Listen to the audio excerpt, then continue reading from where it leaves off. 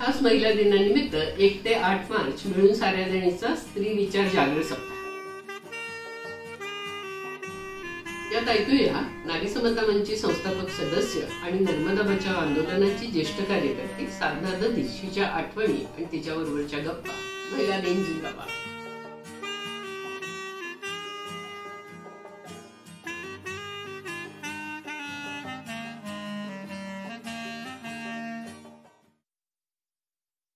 था ही कि हम भी विस्थापित हो रहे.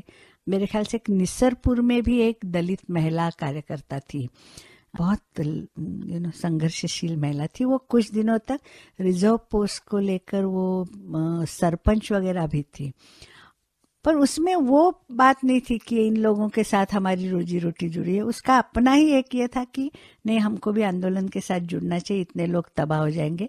शायद वो एक ग्राम पंचायत की व्यवस्था में होने से उसका विचार भी एक थोड़ा सा व्यापक तौर पर हुआ होगा. इसलिए मैंने कई बार ये मेरे कुछ अनुभव बाबा के साथ भी शेयर किए थे कि जैसा आप सोच रहे वैसा नहीं है. हाँ, पर हमारा मुद्दा आज ये नहीं है कि दलित प्रश्नों को लेकर लड़ना. हमारा आज मुद्दा है कि भाई इनकी पहले विस्थापन रोकना कैसे हो. तो फिर उनका ये कहना था कि इसका मतलब ये है तुम्हारे लिए कोई खास नहीं. तो मैं हमेशा कहती थी खास और न खास की बात नहीं है बाबा. आज की अर्जेंसी ये है क्योंकि वहां दीवार उठ रही है और हमारी रेस उस दीवार के साथ है. पर अब हमारी ये सोच में ही नहीं है. दलित लोग ऐसा सोचो तो मैं नहीं मान सकती.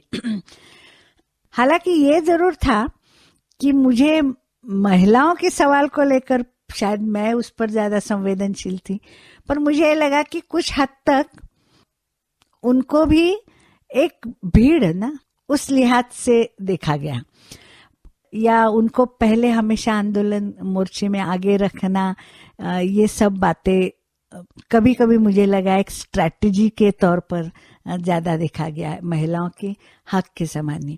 पर दूसरी बात ये भी डिनाई नहीं करनी चाहिए कि आंदोलन के प्रमुख कार्यकर्ताओं में इतनी महिलाएं थी कि अपने आप में न चाहते हुए भी एक रोल मॉडल महिलाओं के लिए बन सकता था उस समय, और बना भी होगा. मुझे आई एम श्योर कि कुछ लड़कियां वहां होंगी जो आप लोगों की प्रतिमा उनके मन में रही होंगी कहीं ना कहीं, और वो बाहर निकली.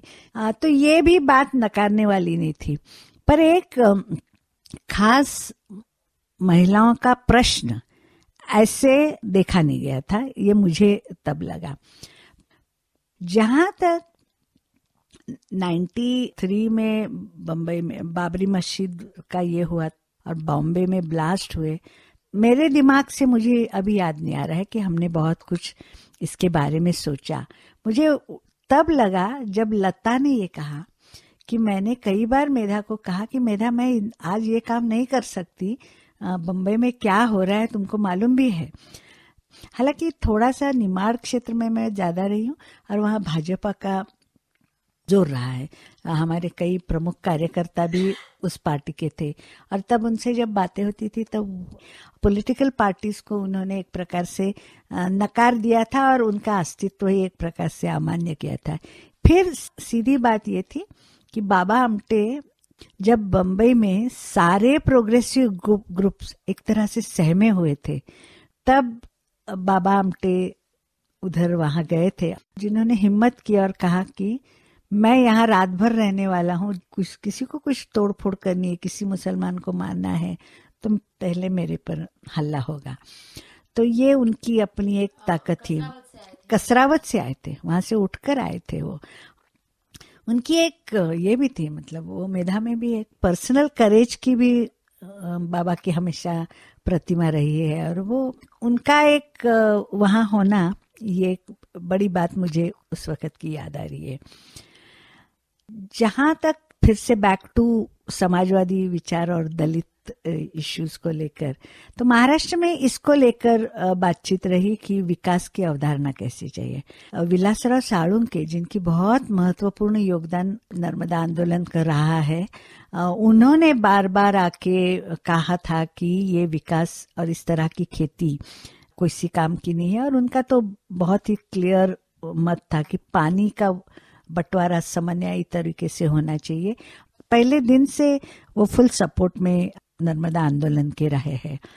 उनकी भी बातचीत कई बार हुई बाबा आढ़ाव से, पर फिर भी मुझे अभी भी आश्चर्य होता है, पर उनको ये विकास की धारणा पर वो बहुत मजबूत रहे कि इसी तरह होगा, इंडस्ट्रियलाइजेशन होगा, लोग अपने आप काम करने लगेंगे वगैरह वगैरह।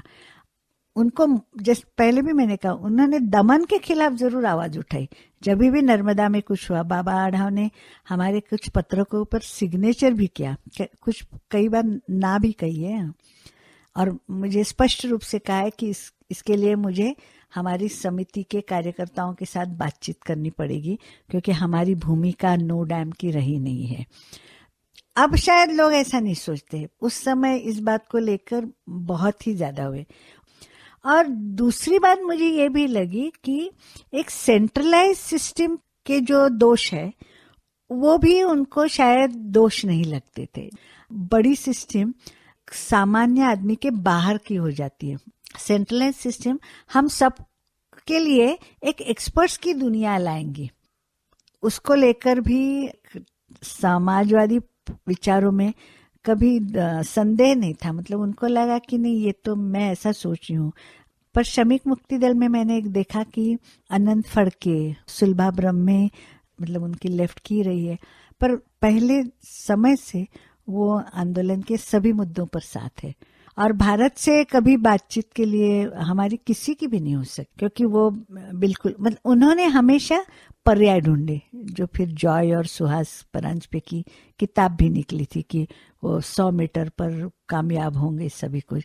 वो धर्मग्रस्त समिति में ऐसे अपने हिसाब से आंदोलन के यहाँ जुड़ते रहे, आते थे, पर समिति के साथ, समिति का बैनर लेकर वो नहीं आते थे।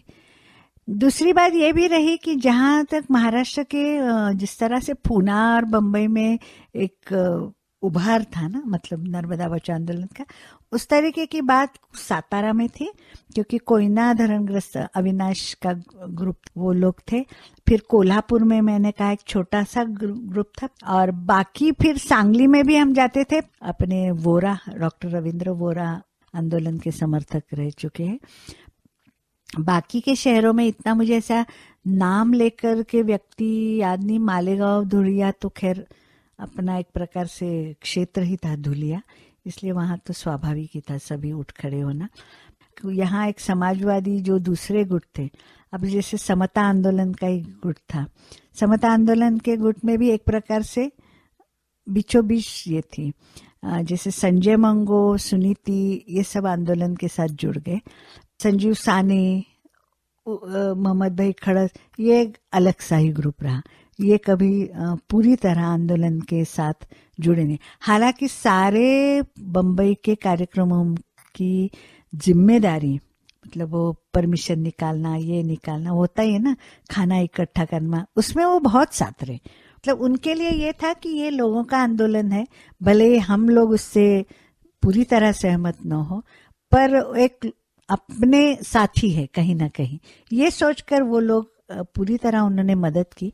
पर मैंने कहा कि बाबा आमटे का, आप पूछिए कि बाबा आमटे जब ज्वाइन हुए तो बाबा के साथ तो उन्होंने मेरे ख्याल से 89 में ही आनंद वन में एक विचार गोष्ठी हुई थी, जब देश भर के कई लोग उसमें शामिल थे, और तभी से उन्होंने बड़े बांध का विरोध की बात की थी, मतलब सहमति थी एक प्रकार से। इसलिए बाबा आमटे का आना आंदोलन के साथ, मतलब जैसे बाबा आमटे के चाहते, मतलब केवल फैन क्लब नहीं मैं बोलूंगी, पर एक प्रभावित भी, जैसे पीएल देशपांडे, उसके बाद हमेशा पुलर और सुनीताबाई ने आंदोलन के लिए सहमति दी है। तो इस प्रकार के जो लोग थे वो साथ में रहे। पर मैंने ये नहीं देखा कि महाराष्ट्र के बहुत सारे संगठन आके जुड़े क्योंकि बाबा आमटे आए। कई व्यक्ति तो उनके साथ थे ही, हालांकि राष्ट्र सेवा दल के बहुत बाबा आमटे का प्रभाव उस पर बहुत है, पर फिर भी राष्ट्र सेवा दल एज अ ऑर्गेनाइजेशन नहीं कभी जुड़ा। बाद में बहुत देर से वो जुड़ गए। अभी बात आती है कि मैं जब यहाँ अंदर काम करने आई तो मैंने शुरुआत में हमेशा ही वो गांव में मैं बहुत घूमी और मेरा घूमना ज्यादा करके निमाड़ में ही हुआ है। और वो ब्राह्मण गांव से लेकर फिर निसरपुर तक तो मैं जाती थी, कई जगह जाती रही आती रही। और जहाँ तक मैं जाती रही, मेरा पूरा काम एक यही था कि एक स्थानिक लोगों के, विशेष करके महिलाओं के साथ बातचीत करना। अपने कुछ न कुछ कार्यक्रम होते थे, उसकी थोड़ी सी डिटेल्स को समझाना और आगे के कार्यक्रम में किस तरह जुड़ेंगे या क्या होगा, ये बातचीत करना, ये मेरा प्रमुख काम रहा। ये तब मैं तब एक प्रकार से कहो तो बहुत करीबी से अपने गांव देख रही थी। तो मेरा काम निमाड़ के क्षेत्र में ज्यादा करके ये घूमना फिरना और महिलाओं का संगठन, और फिर जहाँ तक कि बैठक होती थी अपने बड़वानी के कार्यालय में, कुछ महत्वपूर्ण कार्यकर्ताओं की भी कभी कभी बैठक हुई है। उसमें ये नहीं था कि कौन लोग बैठे कौन लोग नहीं बैठे, सभी जो है वो थे उसमें। और मैंने तब ये देखा है कि जो घाटी के विशेष कार्यकर्ता, उन दिनों में भी एक निराशा का स्वर कभी नहीं होता था। मतलब कुछ निकला नहीं। खरगोन में इतना 6 घंटा वो रास्ता रोको वो ब्रिज पे किया था और कुछ खास उसमें हासिल भी नहीं हुआ था। पर फिर भी जब हम आते थे तब बातचीत करते थे इसमें क्या मिला या क्या नहीं मिला। तो एक ये था कि हम सभी जगह से आवाज उठानी चाहिए, भले उस वक्त कुछ मिले न मिले। जगह जगह कार्यक्रम करो और एक पूरा माहौल समाज को एक चर्निंग कर दे, इस प्रकार की उनकी शायद उसमें ये रही होगी। पर मेधा का अनशन, खैर पहला अनशन हुआ था बम्बई में, अरुंधति ध्रुव भी अनशन पर बैठी उन दिनों में। हर बार का एक तात्कालिक मुद्दा हर कार्यक्रम के पीछे होता था, पर ओवरआर्चिंग वही डिमांड थी कि रिव्यू होना चाहिए। उसके बाद जब हम फेरकुआ में आए तब मुझे वो प्रोग्राम मन से अच्छा भी लगा कि हमने शपथ ली थी अपने बड़वानी के राजघाट से पानी हाथ में लेकर। प्रोग्राम वो बहुत सुंदर था, पर मुझे ये भी याद है पीछे यहाँ कुछ लोगों का ये कहना था कि आप लोगों को कभी लगा नहीं कि ये प्रोग्राम कुछ एक धार्मिकता की ओर झुके हुए हैं। हालांकि मुझे कभी उस समय ऐसा लगा नहीं, क्योंकि बहुत सुंदर लगे वो सिंबॉलिकली। मैंने कहा जहाँ के लोगों के साथ हम काम करें उनके लिए उस नदी का अपरंपार महत्व है, उसके साथ कुछ जुड़ा हुआ शपथ लेना ये महत्व रखता है। फेरकुआ का पूरा जो रहा, उसके पहले हरसूद हुआ था और हरसूद रैली में भूमि सेना, श्रमजीवी संगठन और कष्टकरी संगठन के ब्रायन वगैरह, वो भी बहुत सारे लोग हरसूद के मेले में आए थे। और हरसूद का पूरा मतलब वो पहली बार इतना जबरदस्त विकास के नाम पर विरोध करने वालों का आंदोलन हुआ था। वो 88 से जो मेरी संवाद यात्रा से शुरुआत हुई, तब से लेकर शायद मैंने ये हर एक बड़े इवेंट में 94 तक उसमें रही हूँ, और उसी में शायद बड़े बड़े प्रोग्राम ज्यादा हो गए थे। 93 का तो जून का डूबेंगे पर हटेंगे नहीं, अगस्त में जल समर्पण की बात, वो बहुत महत्वपूर्ण और बहुचर्चित प्रोग्राम है। फेरकुआ के बाद वर्ल्ड बैंक ने रिव्यू मान लिया था।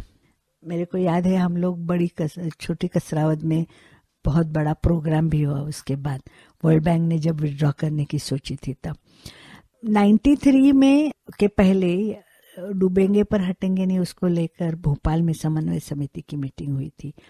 और समन्वय समिति ये एक ऐसा प्लेटफॉर्म या बोलो कि उसका नाम समन्वय समिति था, पर कुछ हद तक वो एक पहले से एक लूजी समिति थी। पर जब जो हम लोग उसमें थे ना, उनके लिए वो एक बहुत बड़ा मंच ऐसा था समिति की, जहां निर्णय प्रक्रिया होनी चाहिए और वो निर्णय मान लेने चाहिए आंदोलन ने।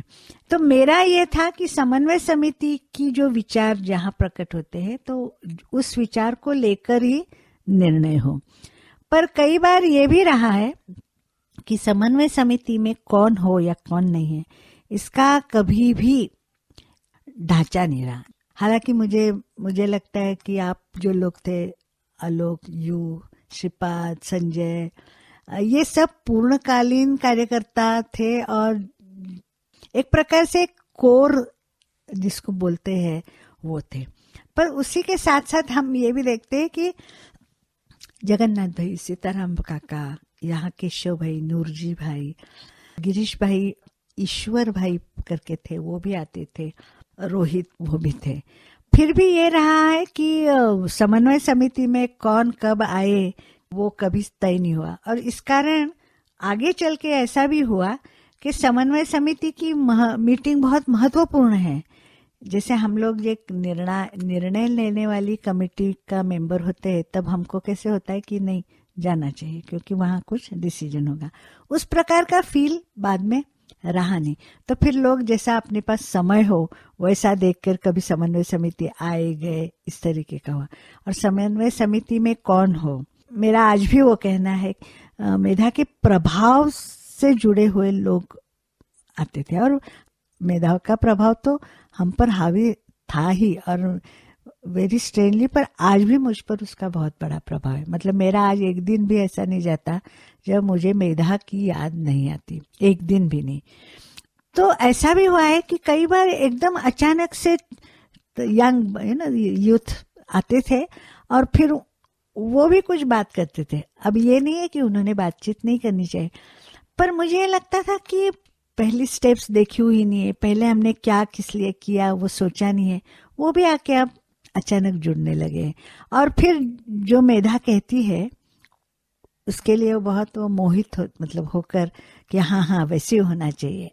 इस बात को लेकर मेरे को बहुत अटपटा लगा। और ये एक मीटिंग मुझे बम्बई की इस प्रकार की याद है। उस मीटिंग को लेकर मैंने भी कहा कि ये मुझे उनको नहीं नकारना है, क्योंकि वो तो खैर आए हैं, आंदोलन के नए साथी बनेंगे, अच्छी बात है। पर मैंने कहा ये इस तरीके से जब हर कोई आता है और निर्णय में शामिल होता है तो एक समा भी हो जाता है ना कि हाँ इतने सारे लोग हाँ कह रहे तो अब हाँ ही होनी चाहिए। तो जैसे मेधा का अनशन, कि अनशन में सभी होते थे, हमेशा we have made it a point कि एक आदिवासी व्यक्ति हो, निमाड़ का व्यक्ति हो, सहकारी हो, जैसे मेघनाथ बैठा था फेरकुआ में। फिर भी एक परिणामकारकता के लिए मेधा का अनशन करना बहुत जरूरी होता था। कई बार ये रहा है कि मेधा को ही हर बार क्यों अनशन करना जरूरी है क्या, पर वो कुछ ऐसा था कि तभी मीडिया भी बात उठाता था। अब ये व्यक्तिवादी प्रभाव है ऐसा हमको भी लग रहा था, क्योंकि वो ऑब्वियस ही दिख रहा था, पर उस प्रभाव से मुक्त कैसे हो, क्योंकि एक प्रकार से मीडिया ने भी ये बातचीत उठाना, उसको आगे लाना हमारे लिए बहुत जरूरी था। और इसलिए फिर मेधा का होना जरूरी है, तो चलो भाई मेधा ही फिर से अनशन को बैठी। हालांकि एक प्रक्रिया की तौर से या ये मुझे कभी अच्छा नहीं लगा। और अनशन के अलावा हम क्या करें, ये भी दूसरा बात था।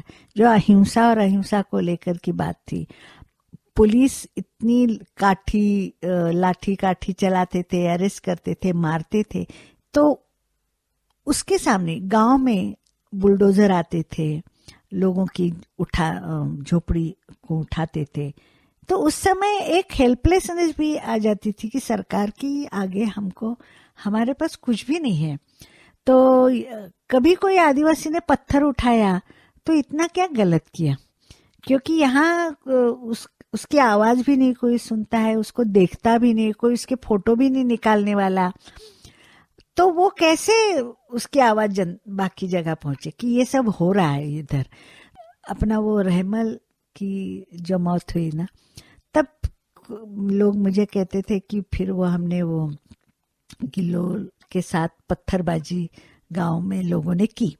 तो मैंने कहा कि पर इतनी बड़ी हिंसा के सामने कुछ लोगों को गुस्सा आए और कुछ पत्थरबाजी उन्होंने की, तो उसको तात्विक तौर पर हिंसा के इसमें लेके जाना, ये भी कुछ सही लगता नहीं मुझे। और मैं ये कहूंगी कि हाँ गलती हुई, पर इसके लिए एकदम ही आंदोलन के तौर तरीके गलत हो गए, वहां की स्थिति में आदमी को गुस्सा आना स्वाभाविक है। To what do we do exactly. तब मुझे याद आया था कि ज्योतिबाई देसाई इस प्रकार का ट्रेनिंग लेते थे, डायरेक्ट एक्शन नॉन वायलेंस के साथ। खैर मैंने कई बार सोचा भी था कि हम लोगों को भी एक ट्रेनिंग लेनी चाहिए। खैर वो कभी हुआ